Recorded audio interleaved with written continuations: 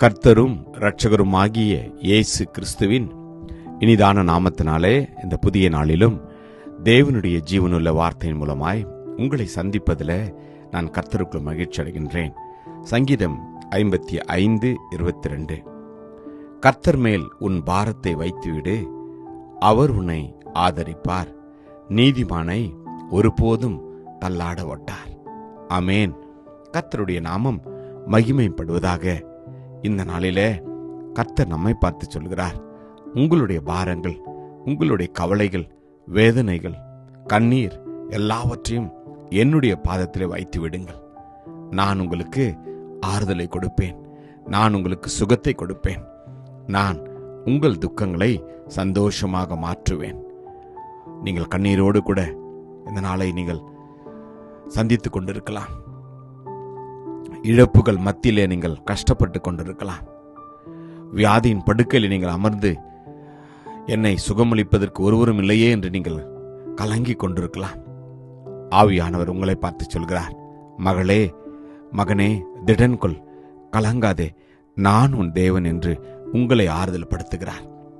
ஆம், நம் தேவன் நம்மை காண்கிற தேவன் மாத்திரமல்ல, நாம் படுகிற வேதனையில, நாம் கடந்து செல்கிற பாதையில நம்மோடு கூட வந்து நம்மை அவர் சுகப்படுத்துகிற தேவன், நமக்கு சமாதானத்தை கொடுக்கிற தேவன், நம்முடைய துக்கத்தை அவர் சந்தோஷமாய் மாற்றுகிற தேவன் மாத்திரமல்ல, உங்களுடைய படுக்கையிலிருந்து உங்களை அவர் எழுப்பி உங்களுக்கு பரிபூர்ண சுகத்தை கொடுத்து உங்களுடைய வாழ்க்கையை அவர் மகிழ்ச்சி ஆக்குகிற தேவன். ஆம், நீங்கள் கடந்து போகிற பாதையை அவர் நன்கு அறிவார். ஒவ்வொரு நாளும் நீதிமானுக்குத்தான் அதிக பிரச்சனைகள் வரும், நீதிமானுக்குத்தான் பாடுகள் அதிகம், நீதிமானுக்குத்தான் துன்பங்கள் அதிகம்.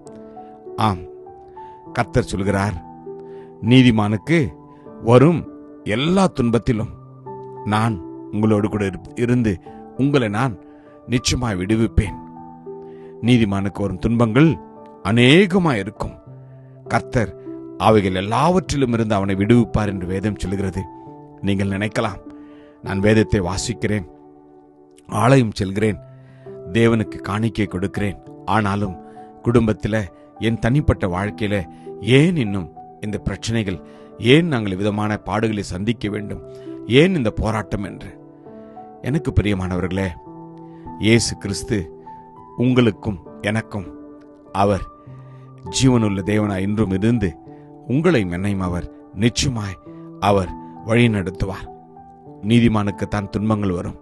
பக்தன் யோபனுடைய வாழ்க்கையில இதுதான் ஏற்பட்டது. ஆம், இயேசுவே தேவனே அவனை குறித்து சாட்சி கொடுக்கின்றார். அவருக்கு வந்த எல்லா பாடுகளிலும் அவர் தேவனுடைய வார்த்தையையும் தேவன் மேல் வைத்திருந்த விசுவாசத்தை விட்டு விலகாதபடினாலே இறுதியில கர்த்தர் எல்லாவற்றையும் திரும்ப கொடுத்தது போல நம் வாழ்க்கையிலும் அவர் நிச்சயமாய் செய்வார். நம்புவோமா? கிருபையும் இரக்கமும் நிறைந்த நல்ல தகப்பனே, இந்த நல்ல நாளுக்காக உமக்கு நன்றி அப்பா. அப்பா, உம்முடைய பாதத்துல தங்களுடைய பாரங்களை வைத்திருக்கிற ஒவ்வொரு குடும்பங்களையும் தனிநபர்களையும் கர்த்தர் நினைவு கூர்ந்து இந்த நாளிலே அவர்களின் விடுதலை பண்ண முடியாது நாங்கள் வேண்டுகிறோம். அப்படி செய்ததற்காக உமக்கு நன்றி. இயேசுவின் நாமத்தில் ஜெபிக்கிறோம் ஜீவனுள்ள நல்ல தகப்பனே. ஆமேன். God bless you. Jesus loves you. Amen.